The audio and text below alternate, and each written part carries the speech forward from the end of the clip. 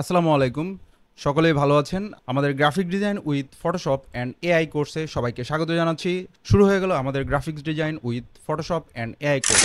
তো আজকের প্রথম ভিডিওতে আমরা দেখব কিভাবে ফটোশপ ইনস্টল করা হয়। ফটোশপ ইনস্টল করার জন্য অবশ্যই আপনাকে একটি ফটোশপ সফটওয়্যার থাকা লাগবে। আর আমাদের পেইড কোর্সের যত স্টুডেন্ট আছে সবাইকে আমাদের এই সফটওয়্যারটি সম্পূর্ণ বিনামূল্যে প্রদান করা হবে। তো আমরা দেখব যে সফটওয়্যারটি কিভাবে ইনস্টল করতে হয়। তো আমাদের কাছ থেকে সফটওয়্যার নেওয়ার পরে আপনি এই ধরনের একটি ফোল্ডার দেখতে পাবেন। ফোল্ডারটিতে আপনাকে ডাবল ক্লিক করতে হবে এবং ডাবল ক্লিক করে আবার আপনি যখন ডাবল ক্লিক করবেন এখানে লেখা আছে setup dot EXE. Setup dot ইএক্সিতে আপনাকে ডাবল ক্লিক করতে হবে। ডাবল ক্লিক করলে আপনাকে একটা পারমিশন চাবে, আপনি ইয়েস করে দিবেন। একটু সময় নেবে আপনার কাছ থেকে।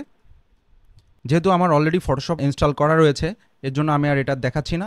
জাস্ট আপনি কন্টিনিউ করে নেক্সট নেক্সট নেক্সট দিলেই আপনার ফটোশপটি ইনস্টল হয়ে যাবে। এখানে কোনো ধরনের কোনো সমস্যা নেই, কোনো কিছু আপনাকে চয়েস করা লাগবে না। জাস্ট নেক্সট দিবেন, নেক্সট নেক্সট দিয়ে ইনস্টল করে ফেলবেন।